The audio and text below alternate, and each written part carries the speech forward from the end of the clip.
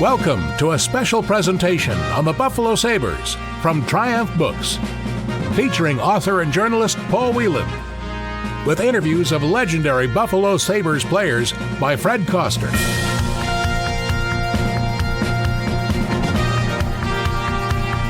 There will never be another era of the Buffalo Sabres quite like the decades of the 1970s and the 80s. Formed in 1970, the Sabres quickly rose to power, reaching the Stanley Cup in the middle of that first decade. They were an elite team featuring the legendary line called the French Connection. Perhaps no one has better insight into the Sabres than Paul Wieland. Paul was with the Sabres from the very beginning and worked the next 25 years inside the organization, heading the public relations and later the communications departments. In his new book, Paul chronicles these years. Hey, Paul, tell us a little bit about the new book that you're working on about the Sabres. My book about the Sabres traces the team from its first training camp with a great rookie, Gilbert Perreault, right through the 18 years of his distinguished NHL career. The timeline, sort of those 18 years, because he was the first significant player in the franchise's history, probably one of the strongest reasons, the biggest reasons that the team was successful, at least its on-the-ice performance. And I thought that would be a timeline that would sort of take the Sabres from the beginning to maturity, if you will. The same with his playing career, from the beginnings as a rookie to his final year in the NHL. And that was a natural timeline to me. You worked a lot of years with the Knox brothers. How was it working with them? The Knoxes, as people, were fabulous people to work for, in the sense of they were gracious and kind and very thoughtful toward the people they worked for, and it was really a pleasure to work with them. That first year with the Sabres, was it an instant love affair with the fans, or did you really have to promote the team to them? No, we had to sell the team in the first fall. The year before, the old Buffalo Bisons in the American League had won the Calder Cup, which is the American League championship, under Freddie Shiro, and they had a good team. And Buffalo had this arena, which the rod hadn't been expanded yet, and it only sat 10,700. And there were a lot of people who would say, well, why should we pay it for an expansion NHL team, big league prices for tickets, versus seeing a really good AHL team the year before. By the second half of the season, what happened was this. Roger Crozier played exceptionally well in goal, to the point where he would steal games for the Sabres or keep them in games they never should have been in. Plus, Gilbert Perreault blossomed as a player. He was good right from the beginning, but he just got better and better and better once he accommodated to the National Hockey League. Fans started to come to see the other teams, to see teams like Montreal come in, or Chicago, Detroit, New York, Rangers. But by the end of the season, they were coming to see Gilbert Perreault, and the Sabres had the best record of any team that did not make the Stanley Cup playoffs that year. They were like, if there were 8 teams in, they were ninth. So they came on strong near the end of the year. That started to fill the place up. The Sabres had some great draft picks in those early years. What was the strategy behind those picks? Well, I think there's always in a draft. The draft was not as much of a crapshoot as it is today at the age of 18. Players were 20 when they were drafted in 70s, way back in the early years of the expansion of when the Sabres came into the league. So Buffalo had, with the luck of a spin of a wheel, in the Montreal Queen Elizabeth Hotel, their number came up and they had the first pick in the amateur draft, and Vancouver had the second. And the spin of the wheel was Gilbert Perreault was far and above the best junior player in Canada, and he got picked by Buffalo, and he certainly turned into he's a Hall of Fame player. But I think part of it was Imlach was particularly good at listening to his scouts. And he had good scouts, and he had an assistant director of scouting, John Anderson, who was very, very good. And he had a good scouting staff, a bird dog staff, part-timers and a couple of full-timers. And basically, they didn't have much to scout in Europe at that time. Imlach did like to scout, and we would go to junior hockey games, OHA games, which was the best junior league in Canada then, and it usually is pretty good now. We would go up to Niagara Falls or to St. Catharines, they're all near Buffalo, and watch really good junior hockey teams. The players were already they were owned by or they were ready to be drafted into the NHL, the best of them. And we'd sit together and I'd listen to him, and he was a great analytical mind about hockey. He could pretty much size up a player as potential NHL with watching him a couple times. Now, I'm not saying he was always right, but he was very good at it, and he wasn't afraid to take a chance. The French Connection was formed out of these draft picks. How did you come up with that nickname? The same fellow I mentioned before, Lee Coppola, was a newspaper man in Buffalo, and he's a very close friend of mine and still is, and I had hired him we used to have today they have these fancy scoreboards with messages every 2 seconds and all that. We had this tiny little electric board which had 2 lines of, something like 21 characters each, including spaces, and we had to put messages after a goal or whatever, and there were some commercial messages, and I hired him to write the messages. And during the game, I was busy working on the air or whatever. He's up in the press box, and one night after Robert was playing on a line with Martin and Perreault for about his second game, he had been obtained in a trade with Pittsburgh. They scored a nice goal together, and Lee wrote a message, whatever he said, Martin from Perreault and Robert, it's a French connection. And after the game, somebody mentioned that line, that had been up, somebody in notes in a newspaper story. And from then on, they were French Connection. And to this day, the name is still well known in Ontario and Buffalo, the Buffalo area. In fact, René Robert trademarked it, so he has a trademark on it. That great 74 season where the Sabres reached the Cup, did you see that coming? Oh, yeah, I think so. I mean, they were the highest scoring team in the league that year. They could score goals. They had 2 scoring lines. They had the French Connection, Perreault, Martin, and Robert, and then they had Luce, Ramsey, and Gare was a 50-goal scorer. And then after that, they still had offensive production. If you look at the records, it's one of the highest scoring 72-game totals that any team ever had in the NHL. I think that they could play fire-wagon hockey, and most of the time they did. And when you can score goals, you can beat anybody in any night. Now, in the end, good goaltending or better goaltending usually decides, a Stanley Cup final. I mean, it gets. I would defend my statement to the death on that. Buffalo's goaltending was spotty. Jerry Desjardins was not as good as Perron, and then Roger Crozier came in and played one game brilliantly, but he was pretty sick and comparatively. I mean, he wasn't feeling well, and he couldn't stand the whole 7-game series. He just was near the end of his career, So the goaltending changed things. I thought they'd go all the way to the Stanley Cup. I thought they'd win the Stanley Cup. Frankly, about mid-season, I really thought they were the best team in the league, and it was a thrill after only 4th, 5th, this is 5th season. It was terrific. You were with the Sabres a long time. What makes them so successful? I think the reason that Buffalo made it in the NHL and still is a viable, terrific, strong franchise is that the Knox brothers in those first years put A, good teams on the ice, very good teams by and large, and B, were extremely fan-friendly. I mean, they knew they had what we'd call a working man's community. It's not a rich, corporate headquarters town. And so they made it the team accessible financially to the fans. The tickets were not expensive. They were, for a while, the lowest in the league. I know that back then. The interesting thing, I think, in retrospect, in the building of the team is that in the beginning, Buffalo got the franchise for a number of reasons, but one was the league thought that because being in a position on the Canadian border that they would be able to thrive or survive with Canadian fans.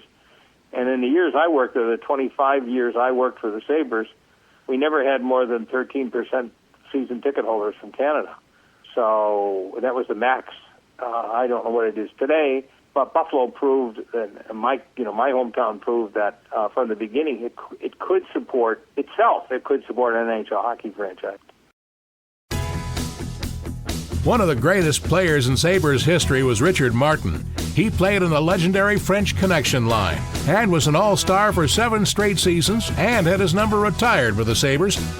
Tragically, his great career was cut short at the age of 29 by a knee injury. Rick, you had a great rookie year. Did the veterans test you much? I mean, do you recall getting your welcome hit? Probably my first welcome hit was was not even a hit. It was at a face-off. We were playing a first exhibition game in Buffalo against Detroit, and there was a gentleman named Gordie Howe that was right in front of me, and it was right near our bench, face-off just outside our blue line. And I went to the puck went to the Detroit defenseman. Well, I tried to skate around Gordie, and he's holding me with his stick. So then he won't let me go, and I'm trying to, just push his stick aside, and all of a sudden, pop, he gives me an elbow, and he goes, "Son, don't bother me, and I won't bother you." And that was my welcome to the NHL with Gordie Howe. So it was kind of funny. But after that, like guys tested you. It was pretty funny because again, when they used to list the programs, they had me listed at 162 pounds, which is what I weighed in when I was 17 years old. Well, we were playing in Vancouver, and one of the guys, he's checking me, and he's really hitting me, and he's really trying to get me off the ice, and Rosie Paymont, and we're playing, and then the one guy says, "You're the strongest 162 pounder I ever played against." I said, "That's because I weigh 178. I said, "Stop reading the program." It doesn't sound like you were ever in awe of any of the great players that you played against that first year. I really focused on just going out and working hard and skating hard, and of course I enjoyed playing against some of my childhood heroes. These are guys that I watched growing up, and so that was a thrill. That was a lot of fun, but it was also a lot of fun to be able to go out on the ice and compete against guys that were some of your, people that you admired and that you thought were really good players, and then to go out and actually outperform them, and that was quite a thrill. Do you remember how you felt when you broke the rookie scoring record? Yeah, I do remember the play. It was in Toronto, and there was a gentleman named Al Hamilton was at the point, and I was at the top of the left circle, and I was facing him, and he passed the puck to me, and I got the puck, with my back to the net, and I just turned around real quick and fired at the net, and I scored. And as a matter of fact, that night Gordie Howe happened to be in the crowd, and there was a great picture of Gordie Howe holding the puck with me, and taking a picture. 39th goal, which broke Perreault's record from the previous year, is 38th. So it was a cool night. How did you first get teamed up with Gilbert? I ended up playing with Gilbert that year because they put me after training camp. I didn't play with him at training camp, but when the season started, Gilbert showed up like 25 pounds overweight. And Punch says, "I'm going to put you on left wing with him, and you're the only guy that can make him skate with him. So he says, make him skate. He's got to lose the weight." So that's how we started getting paired. I never played with him in junior. I played on the same team, but except for the odd power play here and there, I really never played with him. So I got to watch him play in junior, and so I pretty much knew his tendencies and whatnot. So it ended up being a good fit. I knew that if I got in the open, he'd get you the puck, and that's what I tried to concentrate on. We were very heavily checked, so it was always an idea. And he was great at drawing a lot of people, and if you did get in the open, he was a really good playmaker. And sometimes you had to have a lot of patience because he'd go in he could stick handle from one end to the other, and then he'd go in and. Sometimes some nights he'd deke the same guy 3 times, when he was skating around in the other end. So in the meantime, I'm circling all over the place, and all of a sudden, bang, you get an opening, and you go to the net, and there it is, right on your stick, bang, and it was pretty cool.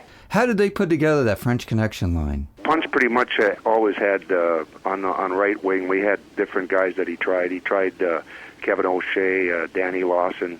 Originally, and Steve Atkinson. He played different guys, and pretty much the way he wanted it. He says, "Look, I got you to score goals. I want you to score goals. Don't worry about the back checking or whatever." He says, "When it's your turn, obviously you're going to do it, but he said, I want you to concentrate on offense. He says, I'm going to put a right winger. That's his duty, is to make sure you guys don't get caught or whatever, and he's going to be the checker." Well, Rennie Robert, he made the trade just before the end of the season for Eddie Shack, and Rennie came to the team. Well, Rennie was, all of a sudden is going to take on that position of being the checker. But the difference with Rennie was that Rennie was a very talented player and very smart with the puck, and he broke scoring. He was scoring champ in Three Rivers in junior. So he was a good playmaker. He had a great shot, and he was also, it was like having another centerman on the ice, to tell you the truth. So all of a sudden there were two playmakers, and my job was to score goals, obviously, and we had great chemistry. We really read each other well, and we kind of sensed where we were, and we'd always go for the openings, and we moved the puck a lot, and so it was all three good skaters, and it just meshed. The only drawback to having to playing on a line like that was that the checking was extremely heavy. We'd have guys that all they did was just try to grab you and hold you all night long. They wouldn't even try to play against you, and all they'd do is ice the puck. So we'd have to go back and start over. But overall, we were able to play through a lot of the checking and still score a lot of goals, and it was really a lot of fun playing with those guys. We ended up playing a lot of years together, which is something that's pretty unusual, to play that amount of time with the same guys. You had a lot of great moments in your career. Do any of these moments really stand out in your memory? The game that stands out the most was when we played the Russians. They were touring. They had the two teams touring North America, and they were pretty much handing everybody their their butts. They were beating everybody pretty handily and making them look pretty bad in the process. So when we played them, we knew we could skate with them. We had a very good skating team. So that night when we played, that's probably the best hockey game that I remember playing in, as far as the electricity and the intensity of the game and how the guys performed. It was a nice clean game, and it was tons of skating. The score was 12-6. We beat them 12-6, and we really skated them into the ground and out-hit them, out-skated them, and totally outplayed them, and restored a little credibility back to North American players, because they were really buzzing the other teams. During your career, the teams you played on seemed like they were really close. Did you guys ever play pranks on each other? We used to take the sticks, and where the lines were, the mostly wooden sticks back then, so you'd peel the lines back and saw the stick halfway, and then you'd just put that little piece of tape back on, so the guy didn't know that his stick was half sawed. So in the warm-up, the first, he'd go in and try to take a slap shot and fall flat on his face. So we did that a lot of times. It was always funny. And the one night I did it to Rick Dudley, and I used to watch, his habits, when he'd go out on the ice or what he'd do with the sticks. So he always brought out two sticks. So the one night I just took one of his sticks and I sawed it in half. And we were playing Montreal that night. Well, the next thing I know, he's going out. He's got three sticks, and then I see him, looking at him and switching. And I had knew which stick it was. All of a sudden, I lost track of it. So I'm watching him in the warm up, and he's not taking any slap shots or anything. He goes back to the bench and he goes through the three sticks, and so we forgot about it. None of them broke. Well, it was at the end of the second period, and we're playing for first place against Montreal. He gets Guy Lapointe fumbles the puck at the blue line. He gets a clear breakaway from the blue line in. He gets 15 feet out, winds up, takes a slap shot, falls flat on his face. So they kind of just laugh. Well, the referees used to bring the sticks to the penalty box when they'd get broken sticks. Well, he just happened to pick up. He was skating from the other side, so he just picked up the stick and he just swung by the bench and he gives it to the trainer. Well, you could clearly see where it was sawed and the jagged piece. So the trainer goes, Angie Nigro, he looks at the coach, he goes, "Look at this, what's this?"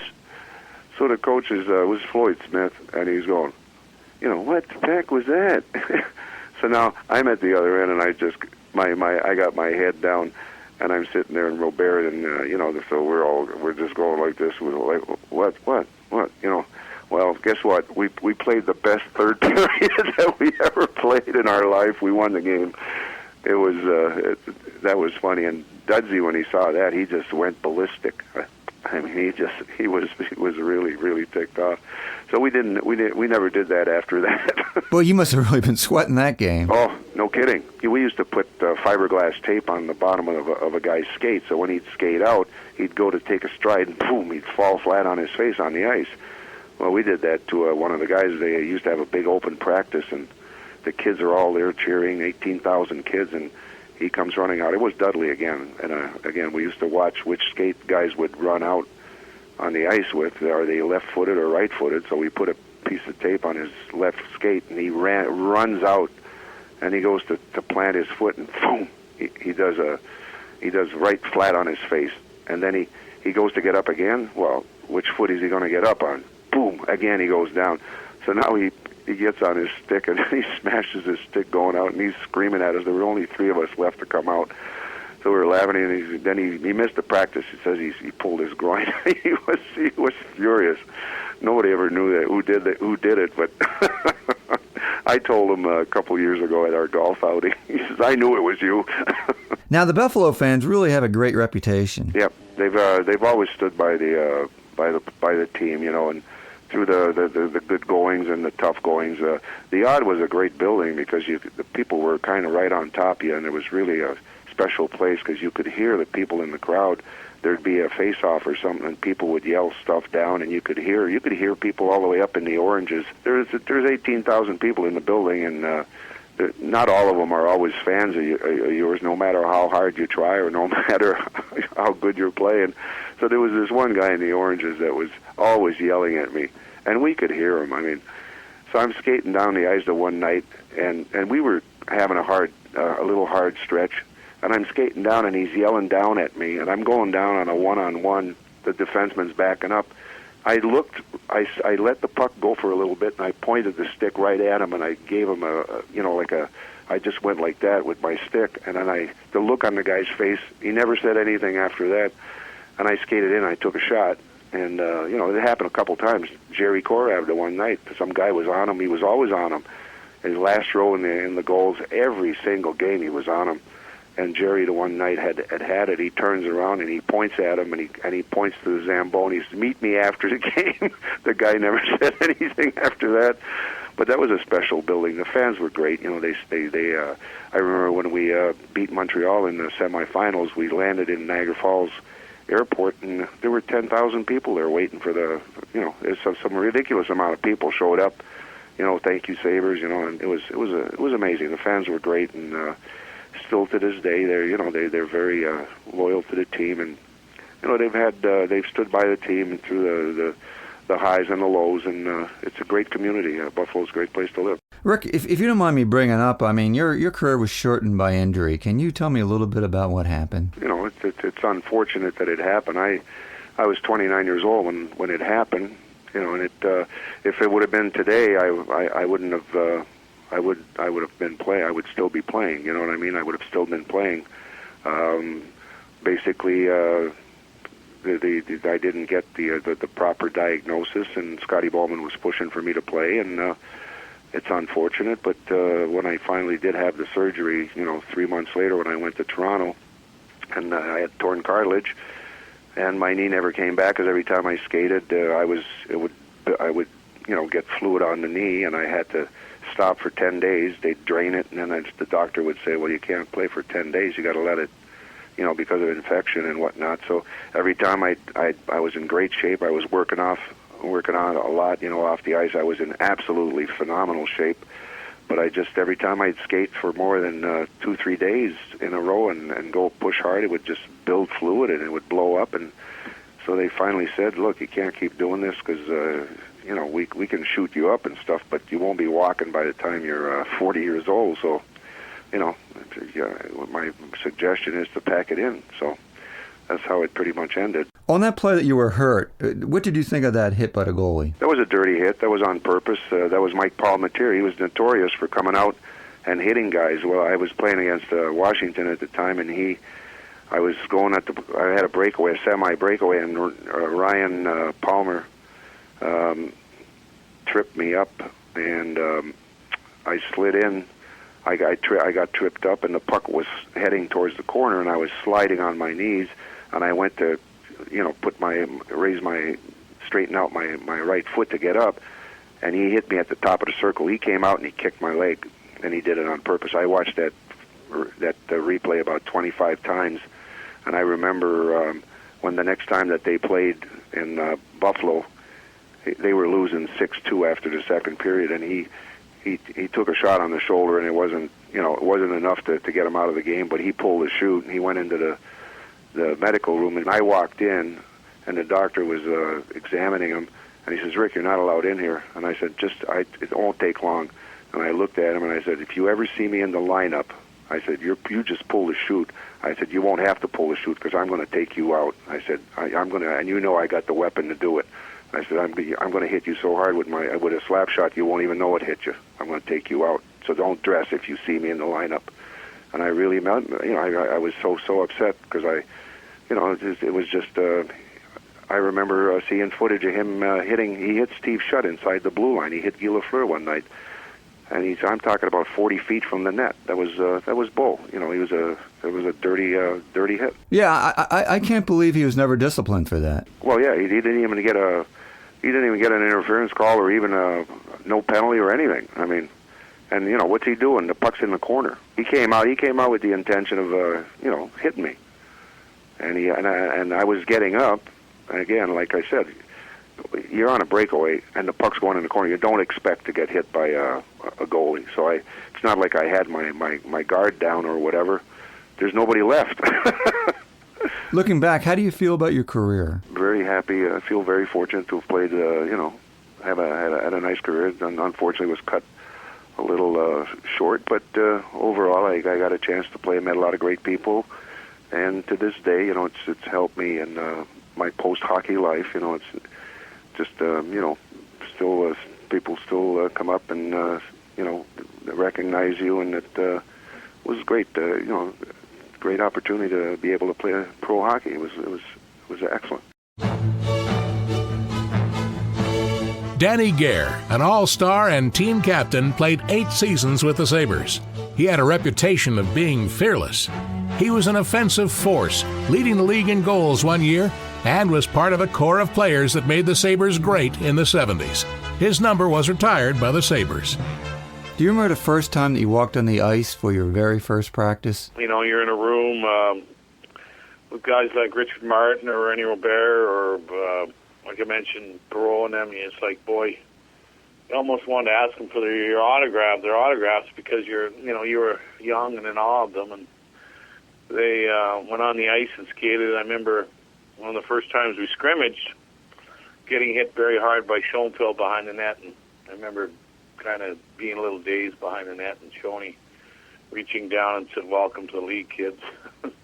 So that was pretty much, my introduction at training camp to the Sabres. You had a great rookie year, but also it was a great year for the team. Can you tell me a little bit about that first year? Yeah, it was an unbelievable year, and for me, I kept pinching myself, saying, "Is this real?" But I remember leaving St. Catharines and coming back, and we were down to maybe 25 players, and still fighting for a job for the team. But remember when I made the team, and they told me I was, to get an apartment, to get a place to live. And I remember the very first time we skated at the old auditorium there, and after practice, I went up to the top of the oranges, actually the highest seats you could go to, and sitting up at the highest, and it was very steep.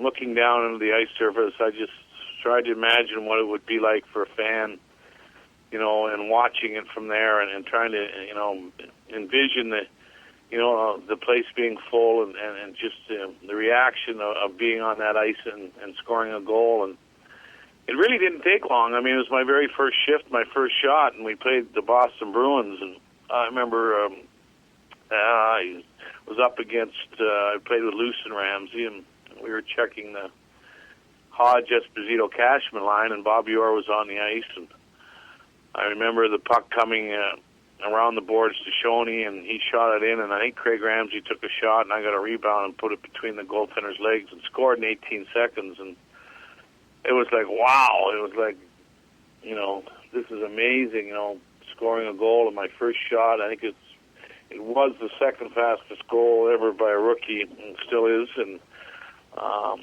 at the start of a season. So it was kind of like, I don't know if you want to say it was, to me it was, maybe you belong, maybe you belong here, maybe you can play here. So it really gave me a lot of confidence, and I think that was a big stepping stone to my career. And that year, I went on to score 30 goals, and, had a chance for the Rookie of the Year, and Then we went on to play the playoffs against the different teams. Chicago was the first team we played, and then we played the Canadians and won, and then we went against the Flyers. So it was a year that we felt we had a shot, and the town was buzzing, and I think the people that were involved in the organization were happy as far as the way the team was moving forward, and I think I broke a record for most points ever by a rookie that year, and so all of it was outstanding. The only sad part about it was we didn't get the big prize. We came within a game or two of getting that, but never happened. What are your thoughts on those finals against Philadelphia? I think a big part of the turning point of that series, and even maybe before it, was the fact that Roger Crozier got sick or was hurt. And I think the goaltending was a major difference with Bernie Perreault, the way he played. He was, I believe, the Conn Smythe Trophy winner, and that to me was really the determining factor of what happened in regards to them winning. The other thing that I've always said, and I've always believed, is the fact that we weren't tough enough. You had a lot of great moments in your career. Are there any of these moments that really stand out for you? Obviously, the finals were very special. I scored 3 overtime goals in the playoffs throughout my career, and one of the big ones was the one against Montreal. I think it was first or second game when we played them in those march to the finals my first year. Obviously, my 50-goal seasons were very important to me.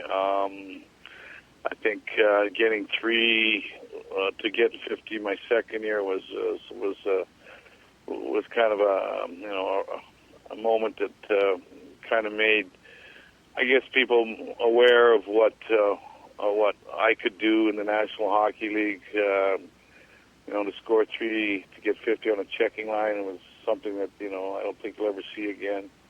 And then probably leading the league my last year when I played with the Sabres with 56 with Tony McKegney and Derek Smith, a couple of really younger unknown players in the league, but tying the league record was a big thrill for me. But I think a big part of it too was me being one of the younger captains and being named that. I took great pride in that. It was a privilege to be in the National Hockey League, but also a great honor and privilege to be a captain of a national hockey team at a young age. Those are things that I think that were important to me, and having the fans respect me I've always appreciated the Sabre fans and the Buffalo fans, the way that they understood players that played hard and worked hard, and I think that was a big part of what I liked about playing in Buffalo. Do you think that era that you played in during the 1970s and 80s was the golden era of the Sabres? Yeah, I do personally. I really do. I think that those were the years that mentored the organization. I think they were the years that fans built a strong fan base. I think a lot of the season ticket holders, are still there today. Probably the people that followed the game back then, and those were the template years. Those are the years that people started to know about the game. I think we helped build a franchise there. The players, the organization at the time, the Knox family, that really, seems to continue to keep some type of not only structure, but in regards to where the precedent is as to how well and teams and what the expectations were every year, and I think that was a big part of the early years. I heard that those teams that you played on were really close. Yeah, we were very tight, actually, and then, I played with Luce and Ramsey for 7 or 8 years. You don't see that a lot nowadays, and then having a connection, being a part of that team, and I mentioned guys like Schoenfeld and Height and Korab, and there are a number of other people that were around that continue to, now make their homes in the Buffalo area. Tell us a little bit about how you felt when you got traded. It was very difficult, probably like the most difficult time in my life. My father had passed away a year just previously of Lou Gehrig's disease. I was doing some work in my house, renovating a house. I was prepared to get married, so there were a lot of things in my life that were outside that I don't know if they affected my game that much. I mean, it had to be when I got traded, I had a point a game, and I remember going to Scotty Bowman and talking to him about my concern about my game and what there was something. And I kind of felt that, he said, well, I think, Danny, you should change your skates.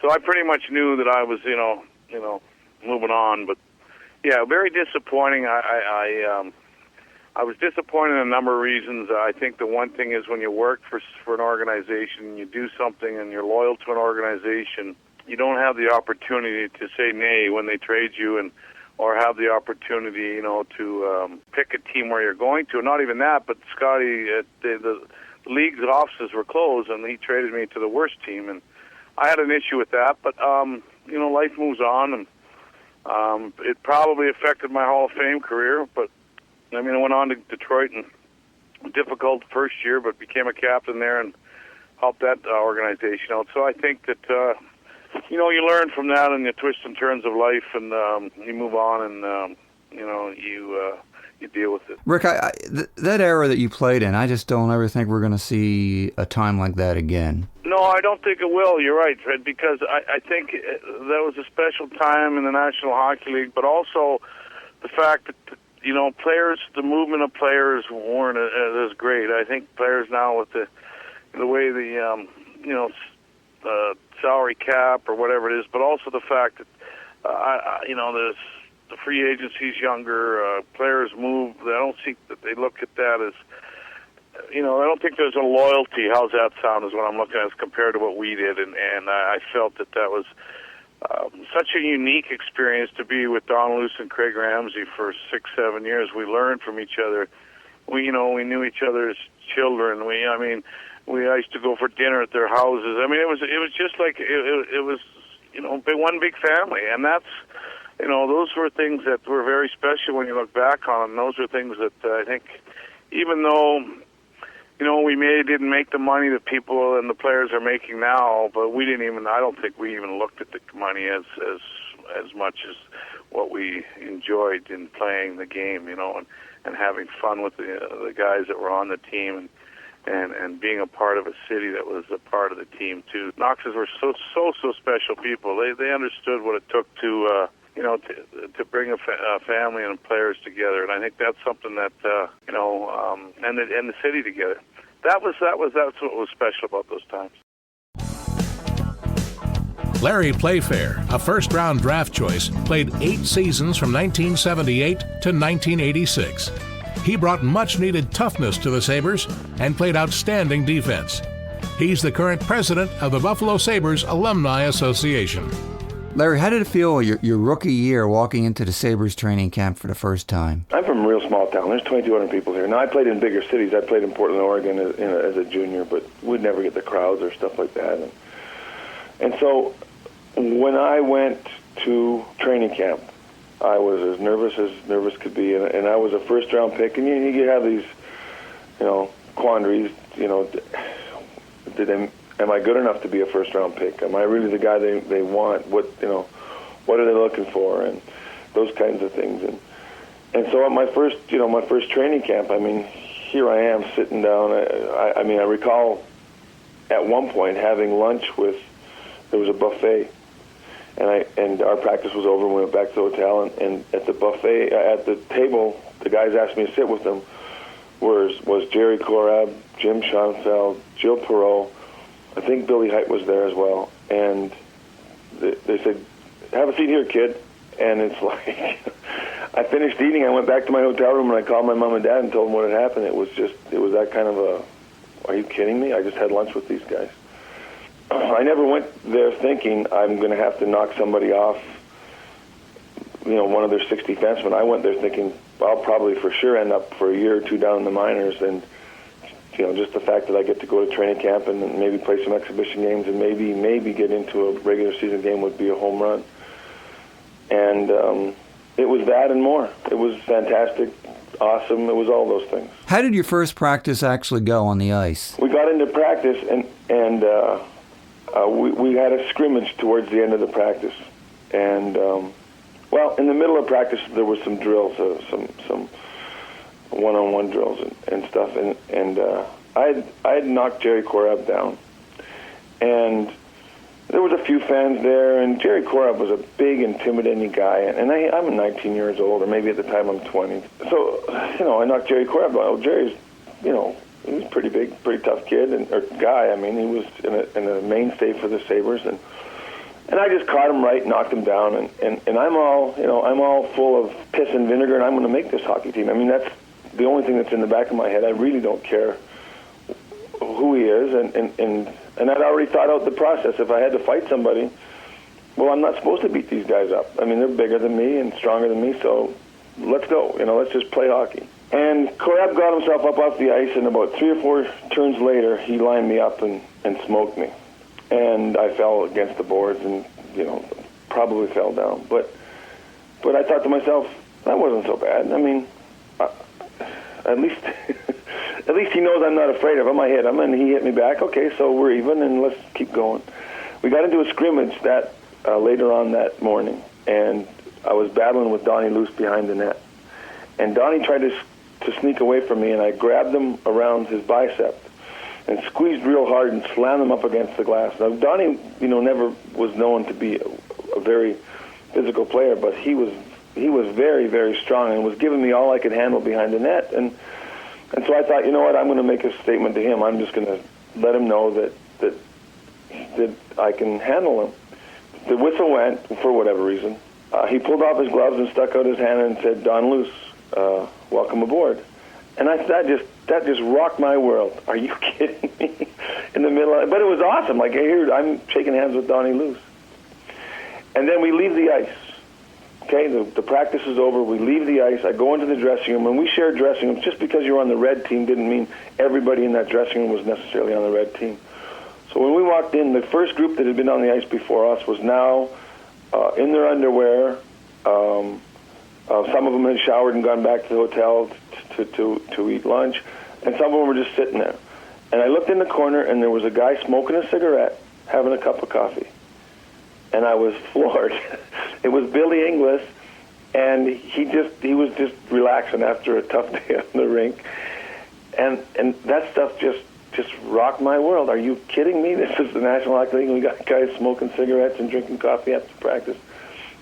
And he wasn't the only one. That wasn't abnormal. Every single day, every single practice, I felt a little more comfortable, but I saw those kinds of things, and I was just in awe. Tell us about your first official game with the Sabres. My very first game, and I get ridiculed for this because it is, from 5,000 feet up looking back down, it is kind of funny. I'm supposed to be this big, tough guy the Buffalo Sabres have drafted because they feel that's an ingredient they needed to pursue the Stanley Cup. 74-75, they lost to Philadelphia, and everybody will agree it wasn't because they weren't tough enough. It was more because their goaltending wasn't as good as Philadelphia's. Then what happened was the WHA came in and took some of their tougher guys, Rick Dudley and some others, and then they felt like they had to get. So that's why Larry Playfair got drafted to the Buffalo Sabres, because I was quote unquote tough. So my first game's in Boston. I get called up from the farm team, which was in Hershey, Pennsylvania at the time, playing for the Hershey Bears. I got called into Boston, and my very first shift on the ice, there's a face-off at center ice. I'm playing with Jerry Korab, and Terry O'Reilly, Peter McNabb, and John Wensink are the three guys on the Bruins, three forwards. Craig Ramsey, Don Luce, and I think Danny Gare was on the ice for us, along with me and Jerry. And they dump the puck into my corner. I go in to get it, and I make a fake pass back up the wall. And I look over my shoulder, and Terry O'Reilly went for the pass. And I went for the fake, and I thought, jeepers, it's not as tough as I thought it was. I went back in to stop behind the net to kind of set up and wait for my guys to get into a spot so I can make pass. And John Wensink came off the right wall. I never saw him coming, and he hit me with a good, hard, clean check and knocked me all the way back to Hershey, Pennsylvania. So that was my first shift. I'm sure the people in Buffalo had a good laugh with that. And I later came on up that year and had I finished my season there. It was a bit of a tumultuous year because that was also the same year that Punch Imlach got fired and Marcel Pronovost, and then Billy Inglis, the coffee drinking, cigarette smoking player that I met at training camp now became my head coach for the balance of the season. But it was all good. Larry, you had some really great moments in your career. Do you have any moments that really stand out? The 1980 year that we picked up Mike Ramsey and Rob McClanahan from the Olympic team, and we went deep in the playoffs. We lost to the Islanders in 6 games, and 2 of those games were in double overtime. And that was after we had a 9-day layoff. And it sounds like I'm making excuses here, but it was a weird setup, and we had a real nice hockey team at the time, and we smoked Vancouver, we rolled over Chicago, and it was just we were a pretty good hockey club. The Islanders beat us, and they started. That was the string of 4 cups that they had won. So that 1980 season, I felt was, as far as being on a team, the best team I'd ever been on, and it's always a fond memory for me. Individually, I remember there was a game we played against the Soviets, and it wasn't the 12-6 game that everyone remembers in Buffalo at the old Memorial Auditorium.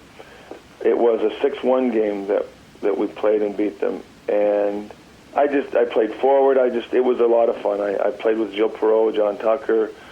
I had a goal and an assist, and did it mean anything to anyone? Not really, because it was an exhibition game, but I just remember how much fun it was in that game to play. There's a lot of travel during the season. How did you guys break up the boredom on the road? In the airport, because we used to travel commercial, our flights would be delayed just like everybody else's, or we'd sit and we'd be waiting for the next one to come in to transfer or whatever. I mean, it was what it was, and we used to keep ourselves amused and do different things. And one of the things the guys would do would take some dental floss and tie a $1 bill or a $5 bill to it, and walk out in the middle of the corridor, drop it out of their pocket, and then somebody else would have the end of the string line, and when someone went to reach for it, they'd pull it, and the guy would be embarrassed, everybody would have a good chuckle, and so an inbound flight, all the people would be getting off, they'd walk down the corridor, someone would see the $5, reach down for it, and we would all have our laughs. This one particular day, Lindy borrowed $5 from Tony McKegney. And so this happened a few times. We all got our laughs. And then Lindy the guy went down, and Lindy didn't pull the dental floss. She just let the guy pick it up. And the guy put it in his pocket and walked away. And Tony McKegney chased him down the corridor trying to get his $5 back. I think he ultimately did, but that was as funny as the other stuff. Maybe the funniest was Jimmy Schoenfeld one day told Lindy, he said, "Go tell Smitty to come here." Shoney was in the shower, and he had a 5-gallon bucket of water, and Smitty had already showered up and was ready to go, and they used to ride together, and Smitty, this particular day, was driving, so he was all ready to go, waiting for Shoney, and Shoney was notoriously the last guy out of the dressing room. So Smitty was all dressed, ready to go, and Shoney knew that and told Lindy, "Tell Smitty to come back here," and Lindy saw the bucket of water that Shoney had in his hands. So he went over to Smitty and he said, "Smitty, put on Shoney's clothes real quick."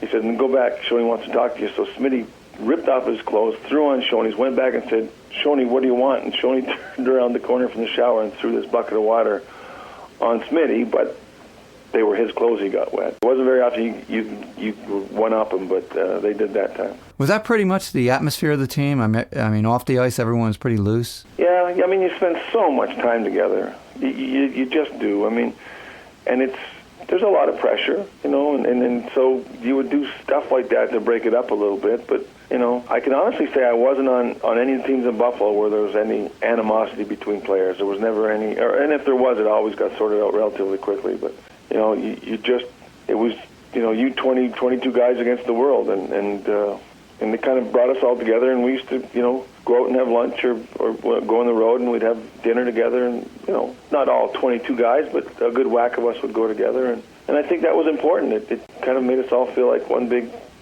unit.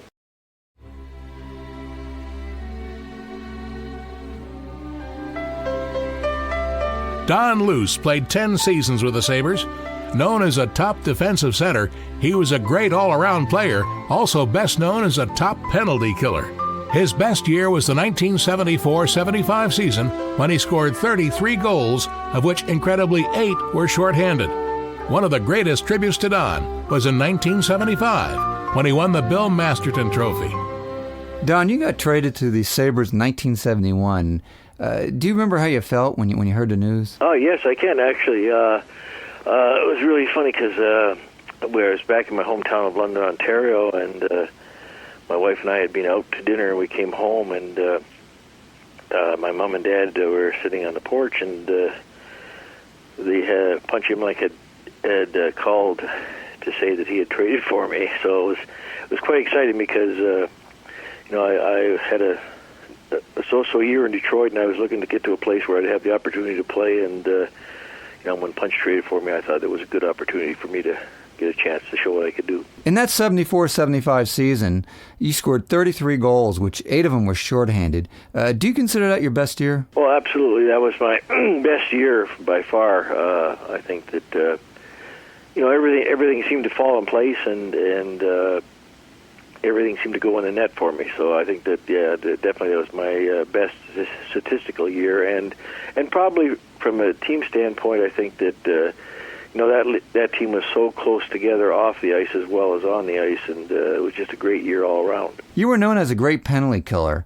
What was your strategy behind that? My theory is always that when you're playing on the penalty kill, that it's the offensive players want to be in your end, and they tend to slack off a little bit on the defense when they're on the power play. So I think that my theory was that to try and keep them in their end as much as possible, and to try and score as much as possible, because they're not known for being strong defensive players. So that you can get your opportunities. They can get a little bit lackadaisical on their checking part of the game, and take advantage of that opportunity.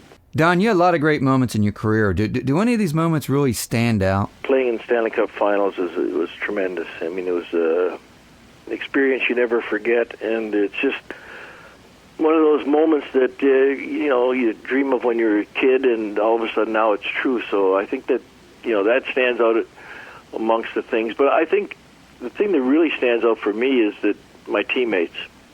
I played with a lot of great players and a lot of great teammates, and we're friends forever because of that. Don, do you recall when you guys played the Montreal Canadiens in the playoffs, and the fans started chanting "Thank you, Sabres! Thank you, Sabres"? Oh yeah, it was a great moment. Absolutely, that the fans are showing their appreciation for what we did. Something that you never forget is the first time you hear that. And you heard that, and you just sends chills down your spine right now, because it's such a wonderful tribute to thanking us for our effort and showing us that they're with us. I never forget the time we came back again after we beat Montreal in the 74-75, where I know there had to be 8,000 people showed up at the airport at 1 o'clock in the morning to, again, show their appreciation, show us their support, and, things like that. It was just amazing. Anywhere you went in the city, you were recognized, and people, thanked you or, said they were supporting the team. You couldn't go anywhere without being noticed, and all in a good way. The fans were just terrific. I mean, they were knowledgeable fans. They appreciated a good play, and we became a family with the fans in that 70 era, where they were part of the team. There was really something special about those Sabre teams in the 70s, wasn't there? I really don't think that there's been any teams since then that were as close in the locker room and as close with the fans as those teams in the 70s.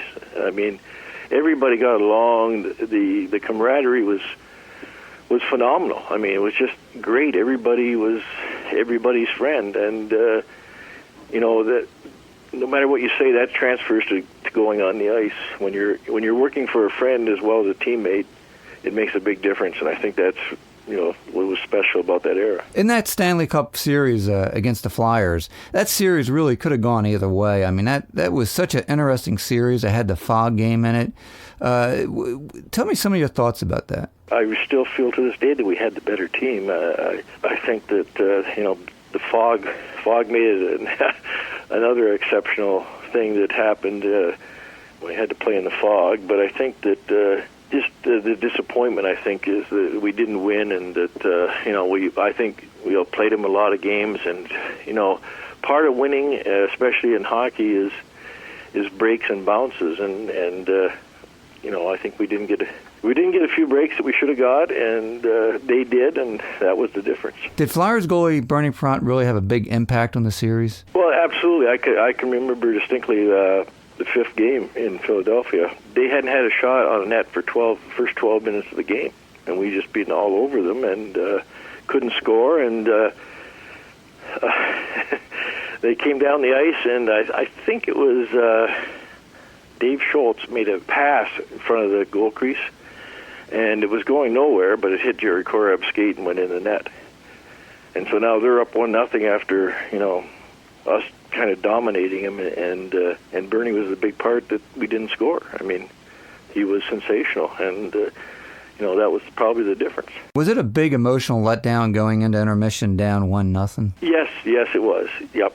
It was. It was disheartening. It was like here we've kind of dominated them, and we come out and we're down 1-0. We went on to lose that game 5-1, I think, but. It was disheartening. It's like, you're trying to do something and you're trying everything you can and you're getting chances, and every time you get the chance, it's taken away from you by Bernie. So it was disheartening, yes. Do you think that play might have been a turning point in the series? When you look back, it sure could have been, yeah. Yep, because, the series is tied 2-2, and, we come back there and we play well, and if we get one or two goals in that first 10 minutes, that could be the whole series right there. Can you tell me a little bit about that famous fog game and that series with the Flyers and the visibility you had? Well, it was interesting, yeah. Like, it was, you're playing along, and then all of a sudden you can see this stuff start to set in kind of thing, and you can think, okay, well, it's not going to get that bad. And then, sure enough, you can barely see the players. And then you got to stop play, and you got to get the towels out, and you got to skate around the rink with the wet towels to try and get rid of it, and then you got to come back and start playing again. So it was a tough game to play in for both teams, because you had to play, but then the adversity of the fog and trying to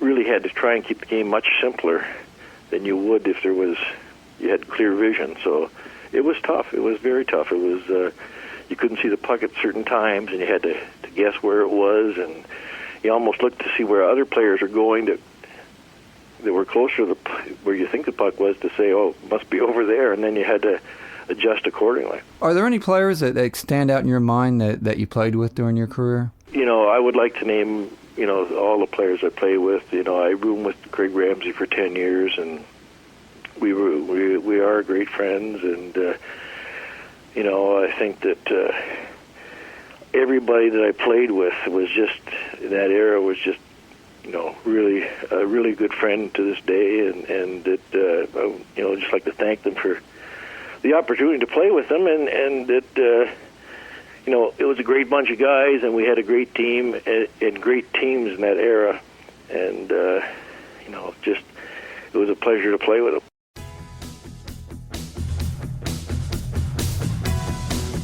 Throughout the years, the fans have played an important part in the success of the Sabres. One of the most devoted of these fans is John Boutte.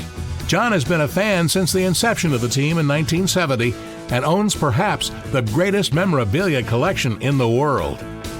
John, I heard you have the largest collection of Buffalo Sabres memorabilia. Is that true? My collection is about as big as anybody that I know. I collect game programs, ticket stubs, pennants, media guides, gum cards, you name it, jerseys, game sticks, whatever. Mostly from the 70s. I have stuff right from the first inception of the team.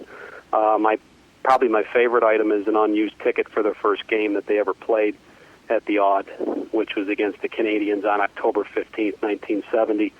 And it's the only one in existence, I believe, that's unused. My ultimate goal is to try to get with the Sabres and try to make a kind of historical display down at the arena where I could share this with all the fans of the team to see things from the 1970s right up until today. That would be my goal. So, John, when did you first fall in love with the Sabres? I was born in 1963, so I was at that real tender age of when the Sabres came to town in 1970, being a little boy growing up in Buffalo, New York, especially a hockey lover.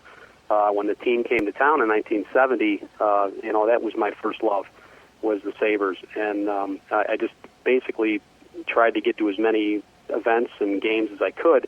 It was difficult back in 1970 to get Sabres tickets because the team was so popular that, scoring a pair of tickets to a Sabres game was like, winning the lottery. I remember just being a young kid hanging out behind the Odd when the Sabres would come out after the games and after practices and just hanging out, getting autographs and just trying to meet as many players as you could. And they were such good guys back then. I just remember it being almost like they were rock stars. It was like the Beatles were coming out of the locker room or something like that. The girls were crazy, and it was just a fun time to be a kid growing up as a Sabres fan. Just great memories of Memorial Auditorium. It was a place that it was where everything was taking place. Just a wonderful place to watch a hockey game. The fans were right on top of the ice. I remember hearing stories of the players that would know season ticket holders by name because they were so close to their rink.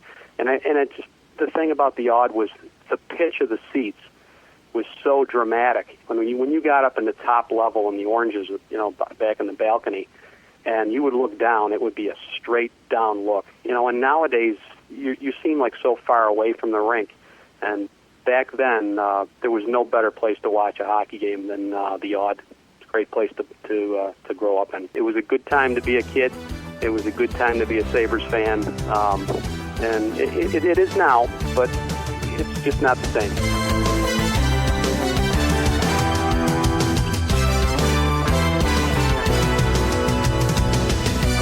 Thank you for listening to this special presentation on the Buffalo Sabres. This program was written by Fred Koster. Voiceover by Bruce Miles. Produced by Koster Films, LLC. Copyright Koster Films, LLC, 2008. For more information on Triumph Books, go to triumphbooks.com. For more information on Koster Films, go to kosterfilms.com. And for more information on Bruce Miles, go to brucemiles.com.